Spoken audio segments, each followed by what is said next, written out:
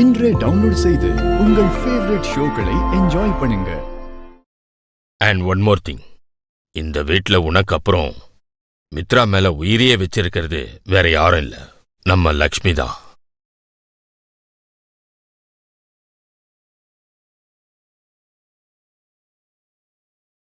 இத நீ புரிஞ்சுக்கிட்டா உனக்கு நல்லதுமா. ஆனா இப்ப நீ யோசிக்க வேண்டியது லக்ஷ்மி உண்மைய சொன்னாலா இல்ல பொய் சொன்னாலாங்கிறது இல்ல. மித்ரா விஷயத்துல இப்படி எதிர்பாராத சம்பவங்கள் ஏன் நடக்குதுன்னு யோசிக்கணும்.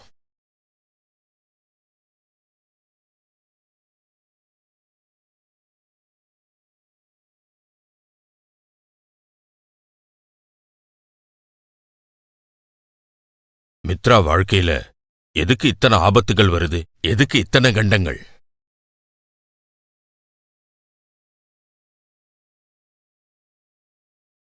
நாம யோசிக்க வேண்டியது இந்த விஷயத்தை பத்தி தான்.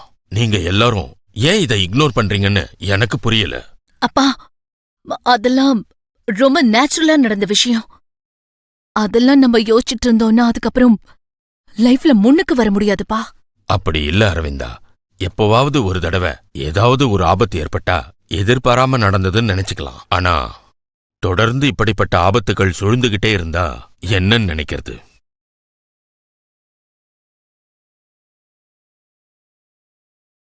அப்பா, அப்படியெல்லாம் எதுவும் இல்ல.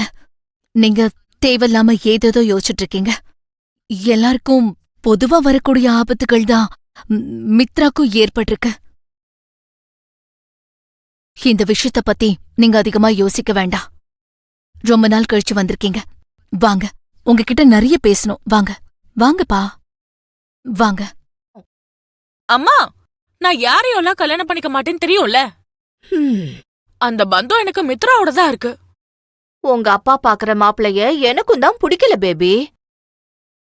அந்த ஆள் பாக்குற மாப்பிள்ள எப்படி இருப்பான்? குண்டு சட்டியில குதிரை ஓட்டுறவன், வெட்டி பந்தா காட்டுறவன், கோயில நின்னு பிச்சை எடுக்கிற மாதிரி தான் இருப்பானுங்க. நம்ம கண்டுகிட்டு இருக்க அந்த குபேர கனவெல்லாம் உங்க அப்பாக்கு எங்க இருந்து புரிய போகுது சொல்லு? அதான் தெரியுதுல, அப்புறம் எதுக்கு ஜாதகத்தை கொண்டு வந்து என் கையில குடுக்கற? உன் ஜாதகத்தோட பர்ஃபெக்ட்டா இது செட் ஆயிடுச்சாண்டி. இந்த மாதிரி யாருக்குமே சரியா பொருந்தாதான். அதான் சந்தோஷமா இத அனுப்பி வச்சிருக்காரு. ஒரு வாய் வார்த்தைக்காவது உன்கிட்ட சொல்லலன்னா நல்லா இருக்காதுல்ல. சரி சரி, அது கொண்டு போய் மூளையில போடு. எனக்கு என் மித்ரா மட்டும்தான் வேணும்.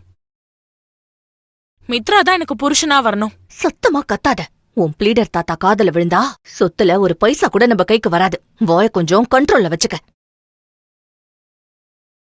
சரிம்மா, அப்ப நான் கிளம்புறேம்மா. நீங்க பத்திரமா இருக்கணும்.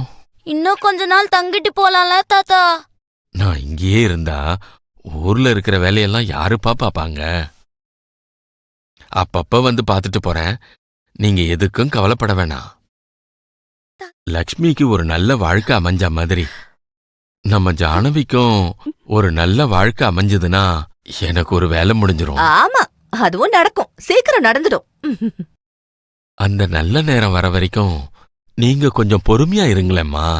அதுக்கப்புறம் சொத்தை பத்தியெல்லாம் பேசலாம். ஐயோ, என்ன இப்படி சொல்லிட்டீங்க? எனக்கு பூமாதேவிக்கு இருக்கிற அளவுக்கு பொறுமை இருக்குது பிளீடர் மாமா.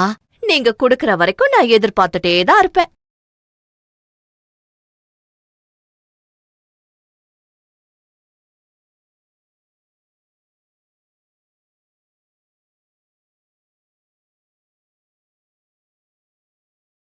மித்ரா வாழ்க்கையில எதுக்கு இத்தனை ஆபத்துகள் வருது, எதுக்கு இத்தனை கண்டங்கள்? நாம யோசிக்க வேண்டியது இந்த விஷயத்தை பத்தி தான். நீங்க எல்லாரும் ஏன் இதை இக்னோர் பண்றீங்கன்னு எனக்கு புரியல. அப்பா, அதெல்லாம் ரொம்ப நேச்சுரலா நடந்த விஷயம். எப்பவாவது ஒரு தடவை ஏதாவது ஒரு ஆபத்து ஏற்பட்டா எதிர்பாராம நடந்ததுன்னு நினைச்சுக்கலாம். ஆனா தொடர்ந்து இப்படிப்பட்ட ஆபத்துகள் சூழ்ந்துகிட்டே இருந்தா என்னன்னு நினைக்கிறது? எனக்கு வந்த சந்தேகம்தான் தாத்தாக்கும் வந்திருக்கு. ஒன்னோ ரெண்டோன்னா எதிர்பாராம நடந்ததுன்னு சொல்லலாம். வரிசையா இவ்ளோ ஆபத்து அவரை விடாம ஏன் இப்படி துரத்துது? எல்லாரும் இத சாதாரண விஷயமா நினைக்கிறாங்க. ஆனா இதுக்கு ஏதாவது ஒரு தீர்வு கண்டுபிடிச்சே ஆகணும்.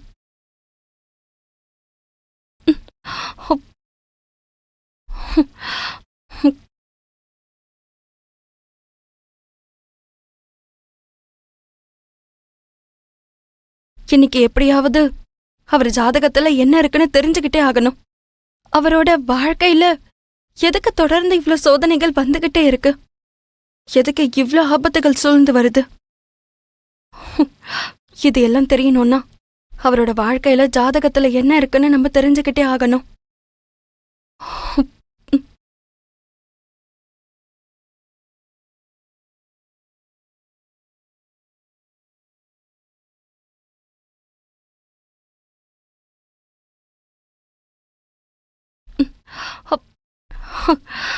இதுதான் அவரோட ஜாதகம்.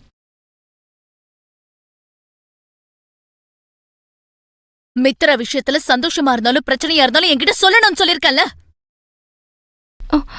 ஆனா அத்தை கிட்ட எந்த உண்மையும் மறைக்க கூடாதுன்னு சொல்லிருக்காங்க. நான் இப்ப இது பண்றது சரிதானா? ஒருவேளை நான் இத பத்தி அவர்கிட்ட சொன்னாலும் அத பெருசா எடுத்துக்காம என் கவலைய புரிஞ்சுக்க மாட்டாங்க. அவரோட எதிர்காலத்துக்காக நான் இத செஞ்சுதான் ஆகணும். லக்ஷ்மி, என்ன பண்ற?